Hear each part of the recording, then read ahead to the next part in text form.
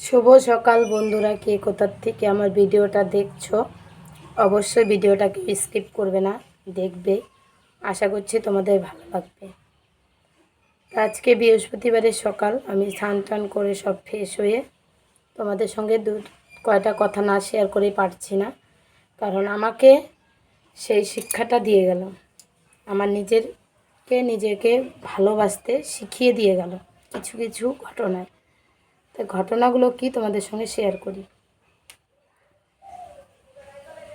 কিছুদিন আগে রবিবারের রাত্রের ঘটনা। সোশ্যাল মিডিয়ার প্রিয়তমা দিদিভাই, ফেসবুক ইনস্টাগ্রামে পুরা ভাইরাল। সেই দিদিভাই কন্টেন্ট ক্রিয়েটার দিদিভাই পরকালে চলে গেছে, আমাদের থেকে না ফেরার দেশে চলে গেছে, আর ফিরবে না কখনো। চেষ্টা করলেও কান্না করলেও আর ফিরে আসবে না। সেই দিদিভাই আমাকে একটা শিক্ষা দিয়ে গেল। সেই শিক্ষাটা হলো গিয়ে, যখন আমার একটা রাগ উঠত,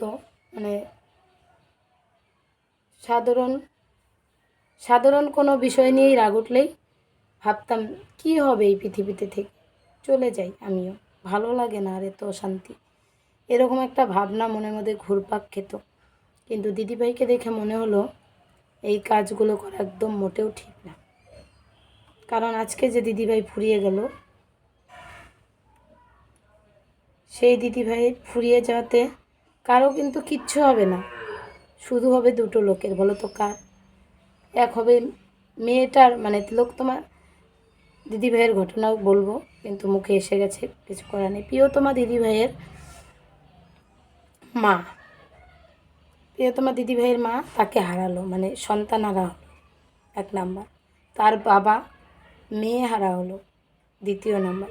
তৃতীয় নাম্বার বউ হারালো ঠিকই, কিন্তু বর পাবে, কিন্তু মা সন্তান কোনো দিন পাবে। একটা মা কোনো দিন সন্তান পায় না। আর জানি না প্রিয়তমা দিদিভাইয়ের মেয়ে আছে কি নাই, ভিডিওতে দেখি এখন একটা ভাগ্নি আর একটা হয়তো মেয়ে। ওই মেয়েটার কি হলো, মা হারা হলো, যদি থেকে থাকে, কথাটা বললাম। তাহলে যে যাওয়ার তো সে চলেই যায়, কিন্তু স্মৃতিটুকু কিন্তু থেকেই যায়। আর ভুগে কিন্তু তার মা বাবা, তার যদি সন্তান থাকে সে, আর কিন্তু কারো কিচ্ছু হবে না। দুদিন কানবে সবাই, তারপরে তো সবাই চোখ। আর যে চলে গেল তার কিন্তু কিচ্ছু হলো না, সে তো চলেই গেল, কি হলো লাভ মরে গিয়ে? বেঁচে থেকে দেখিয়ে দিতে লাগতো যে আমিও পারি তোমাকে ছাড়া বাঁচতে। এই ঘটনাটা শিখিয়ে দিয়ে গেল আমাকে প্রিয়তমা দিদিভাই। আর তিলোত্তমার কথা কি বলবো। তিলোত্তমা দিদিভাই যখন ওরকম একটা ঘটনার সঙ্গে সে জড়িয়ে গেল, বুঝতেও পারেনি তার সঙ্গে কি হতে চলেছে। তখন মেয়েদেরকেও সচেতন করে দিয়ে গেছে যে লড়াই করে বাঁচো তোমরা, আমি তো পারলাম না, আমার সঙ্গে এই ঘটনা হয়ে গেল, আমি পৃথিবীর আলো আর দেখতে পেলাম না।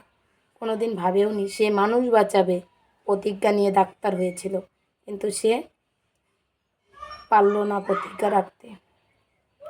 ওর বিষয়ে বেশি কিছু জানি না, যতটুকু জানি ততটুকুই বললাম, যেহেতু অনেকটা দূরে আমাদের বাড়ির থেকে। মোবাইলে দেখেছি, টিভিতে দেখেছি, খবরের কাগজে দেখেছি, যখন তিলোত্তমা দিদিভাইয়ের এই ঘটনা হলো। এখন কিন্তু একটা সিরিয়াল বেরিয়েছে তিলোত্তমা দিদিভাই, তিলোত্তমাকে নিয়ে। তাই সেই তিলোত্তমাকে নিয়ে যে সিরিয়ালটা বেরিয়েলো, সিরিয়ালে কিন্তু প্রতিবাদ করছে, কিন্তু তিলোত্তমা দিদিভাই কিন্তু প্রতিবাদটা পেল না। পেয়েছে কি জানি না, সত্যি ঘটনা হয়তো পেয়েছে, জানি না ঘটনাটা কি। কেউ কিন্তু ভিডিওটা স্কিপ করে অল্প দেখেই বিচার করে কেউ কোনো খারাপ মন্তব্য করো না। পুরো ভিডিওটা দেখবে, তারপরে মন্তব্য করবে। তারপরে আলপনা দিদিভাই যে ক্যান্সারের আক্রান্ত হয়ে মারা গেল, সেটাও কিন্তু অত ভাবায়নি। একটু ভাবিয়েছে যে কম বয়সে মারা গেল, একটু কষ্ট লেগেছে, কিন্তু সবচেয়ে বেশি কষ্ট লেগেছে তিলোত্তমা দিদিভাইয়ের। আর এদিকে হচ্ছে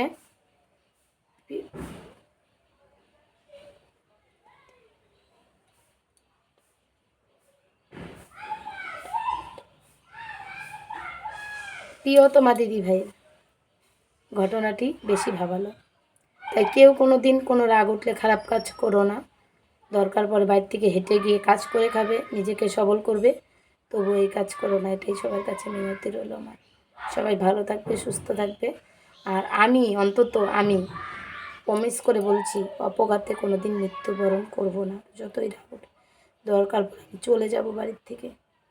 ও আমাকে শিখিয়ে দিয়ে গেল পৃথিবীতে বেঁচে থেকে নিজেকে ভালোবাসো, নিজেকে ভালোবাসো। নিজেকে ভালোবাসলে সব পাওয়া যায়। নিজের শরীরটা ভগবান দান করেছে, সেই শরীরকে ভালোবাসো, মনকে ভালোবাসো, নিজেকে ভালোবাসো। কাউকে ভালোবেসে লাভ নেই এই দুনিয়া, সব স্বার্থপর দুনিয়া। কথাটা সত্যি না মিথ্যে অবশ্যই কমেন্টে বলবে। আর বকবক করবো না, অনেক টাইম বকবক করলাম। তাই সবাইকে শুভ সকাল বলে এখানে রাখছি, টাটা।